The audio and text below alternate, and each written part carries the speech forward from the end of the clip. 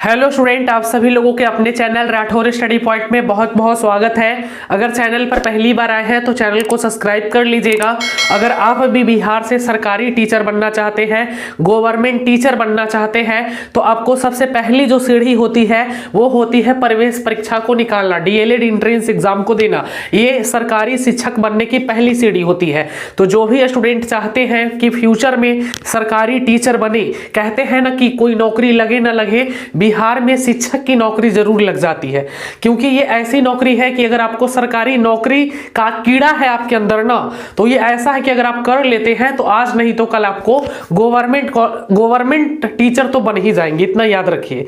तो चलिए, क्या है, कब से फॉर्म फिलअप होगा? तो अगर आप भी सरकारी टीचर बनना चाहते तो पहला जो चरण है ना, वो सबसे पहले आपको डीएलएड का एंट्रेंस एग्जाम देना होगा।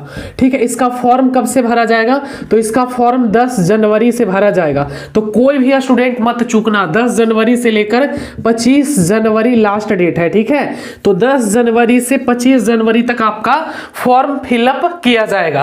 अब बात कर लें कि कौन कौन से स्टूडेंट इसमें डीएलएड का एंट्रेंस एग्जाम दे सकते हैं। तो जो 12th पास है, ठीक है, 12th पास है तो सारे स्टूडेंट। हाँ, कुछ स्टूडेंट बोलते हैं सर हम ग्रेजुएशन कर रहे हैं, पार्ट 1 है, पार्ट 2 है, पार्ट 3। अरे भाई, 12th पास भर सकते तो आप तो और आगे पढ़ाई कर रहे हो ना, तो सारे स्टूडेंट मिनिमम 12th पास होना चाहिए।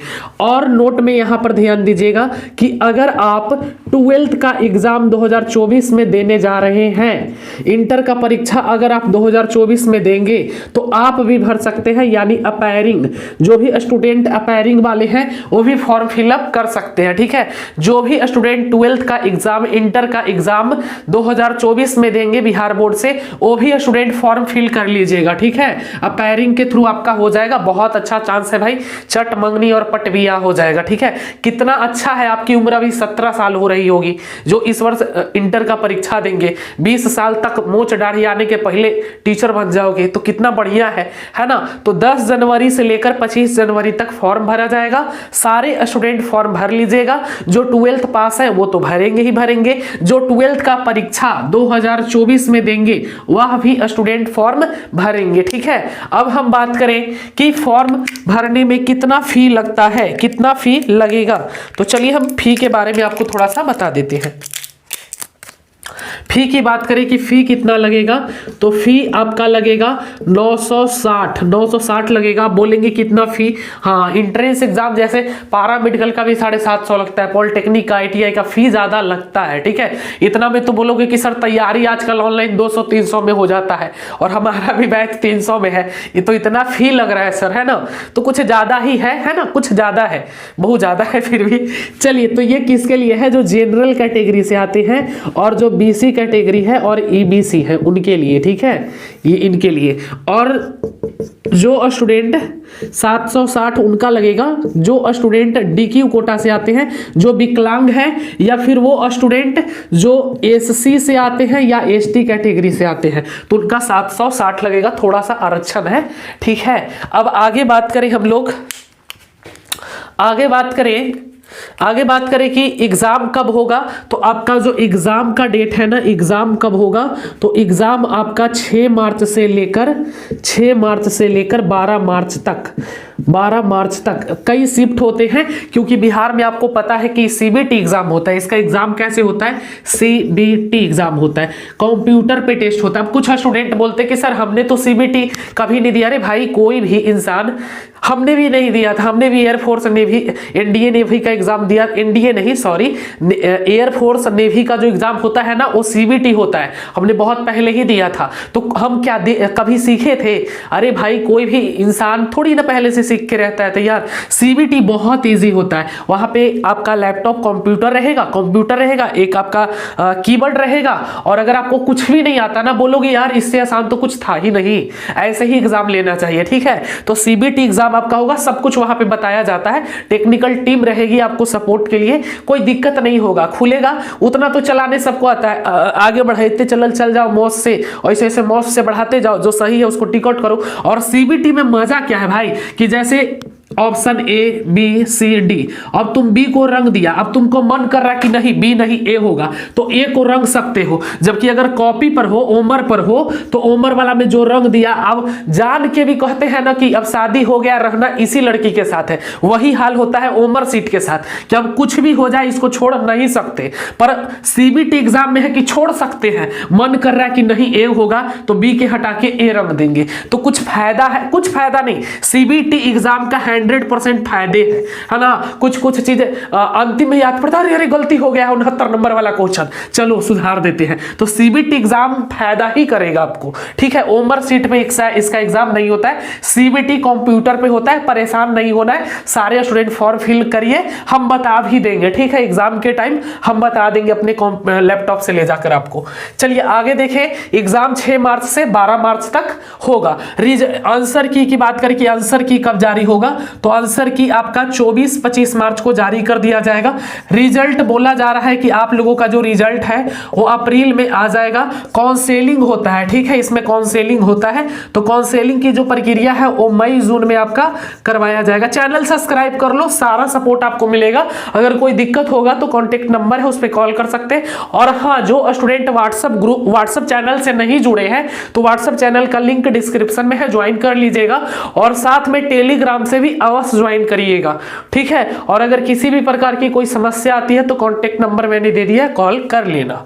चलिए, तो काउंसलिंग मई जून में होता है, रिजल्ट आपका अप्रैल तक आ जाएगा। आंसर की भी इसका जारी किया जाता है 24-25 को, पर जारी कभी नहीं किया जाता, मतलब मान लो कि आंसर की 24-25 को जारी होगा, ठीक है। तो ये तो हो गया कि कब से फॉर्म आएगा, कौन कौन से स्टूडेंट भर सकते हैं। और यहां पर ध्यान देना कि 17 वर्ष मिनिमम उम्र चाहिए, कम से कम 17 वर्ष।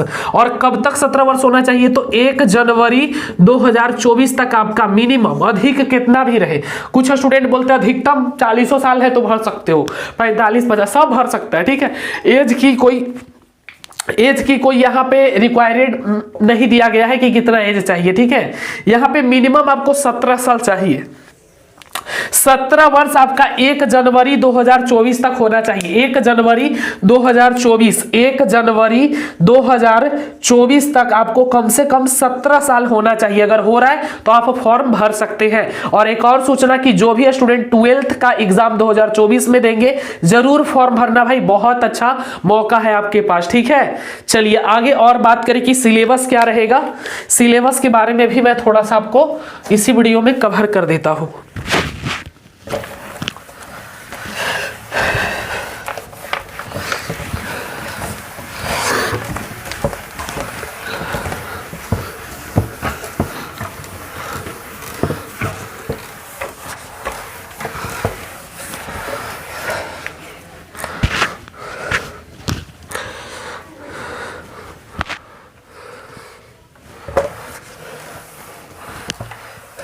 चलो भाई, लाइक कर दो, सब्सक्राइब कर दो, देख रहे हो ना, है ना।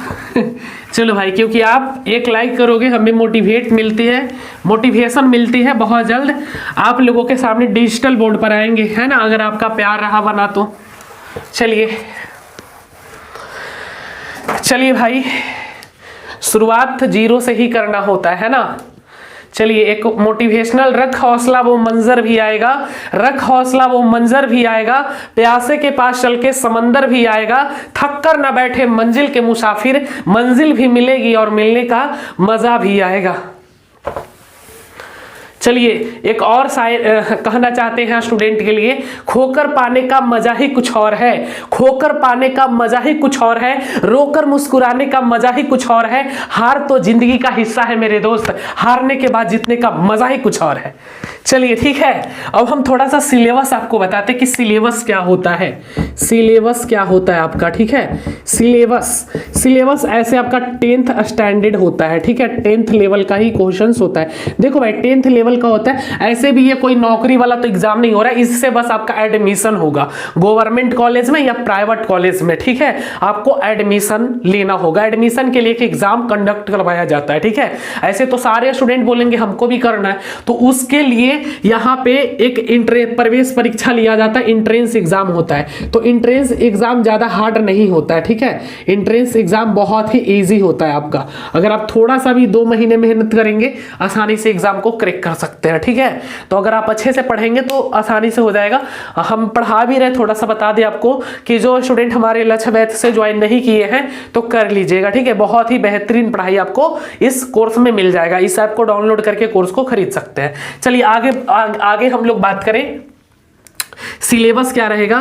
तो मैथ जो आपने 10th में पढ़ा है ना वही रहेगा, 25 क्वेश्चन मैथ से रहेगा। साइंस की बात करें तो साइंस जो आपने 10th में पढ़ा है 20 क्वेश्चन रहेगा। इंग्लिश में आपका क्या क्या रहेगा मैं थोड़ा सा बताऊंगा आपको। चलिए आगे मैं देखूं हिंदी, तो हिंदी काफी इंपॉर्टेंट पार्ट निभाता है, 25 क्वेश्चन रहेगा। आगे देखें 1 2 3 4 और क्या रहता है, रीजनिंग आपका रहेगा। रीजनिंग यहाँ पे उर्दू भी कर लेना, उर्दू लेंगे। रीजनिंग से आपका रहेगा 10 क्वेश्चन। टोटल कितना हो गया देख लो, सारा लिख दिए ना। साइंस, हाँ एक और छूट रहा है, सोशल साइंस यानी सामाजिक अध्ययन से, सोशल साइंस से आपका 20 क्वेश्चन रहेगा।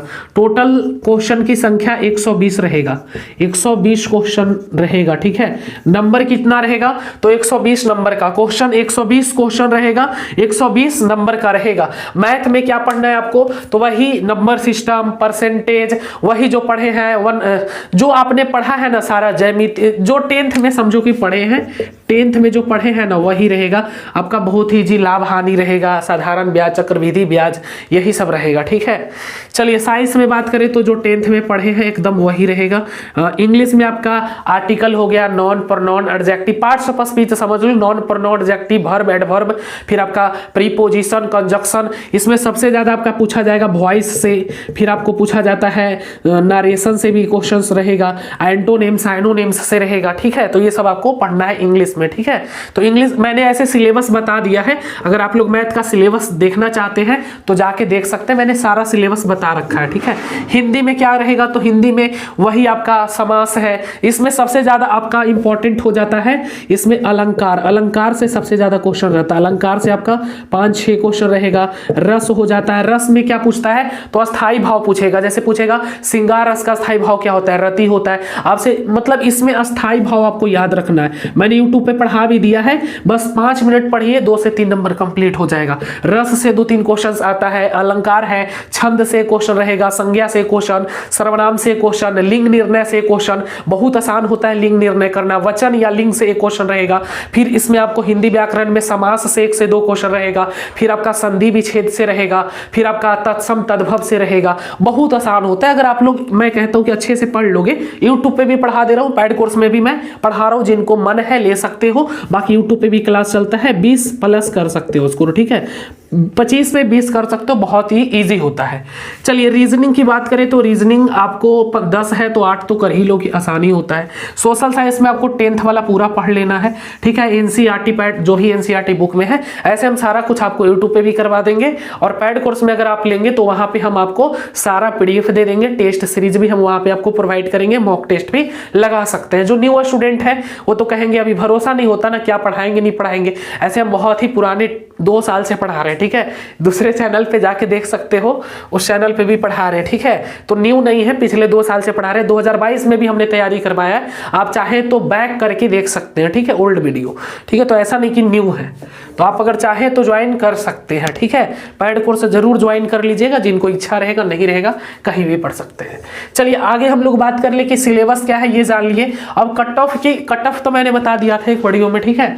और कोई डाउट और स्टूडेंट का तो नहीं रहता है ऐसे, और कोई डाउट नहीं रहेगा। हाँ निगेटिव मार्किंग होता है क्या, तो निगेटिव मार्किंग नहीं होता है, ठीक है। निगेटिव मार्किंग नहीं होता है, नो, इसमें निगेटिव मार्किंग नहीं होता है, इसमें निगेटिव मार्किंग नहीं रहता। 120 नंबर का होता है पेपर आपका, 120 नंबर का होता है, 120 क्वेश्चन 120 नंबर का, 120 क्वेश्चन 120 नंबर का होता है, निगेटिव मार्किंग नहीं होता है, ठीक है। फॉर्म 10 जनवरी से शुरू हो रहा है, तो चलिए आप सब लोग फॉर्म जरूर भरिएगा, 10 जनवरी से स्टार्ट हो जाएगा फॉर्म भरना, ठीक है। चलिए तो उम्मीद करते हैं आज का सेशन आपके लिए काफ़ी महत्वपूर्ण रहा होगा, सारे डाउट मैंने क्लियर कर दिया है आपको, ठीक है। तो जो भी स्टूडेंट अगर फिर भी कोई डाउट है तो पूछ लीजिएगा। हाँ थोड़ा सा और बता दूं कि आप क्या चीज़ के टीचर बनते हैं, तो 1 से 5 के टीचर आप बनेंगे, प्राइमरी टीचर, ठीक है। प्राइमरी टीचर आप बनते हैं, प्राइमरी टीचर, इसका भी सैलरी बहुत ही अच्छा है। BPSC आपको क्या एग्जाम देना होता है थोड़ा सा इसके बारे में हम बता देते हैं आपको, देखो थोड़ा सा बता देते हैं।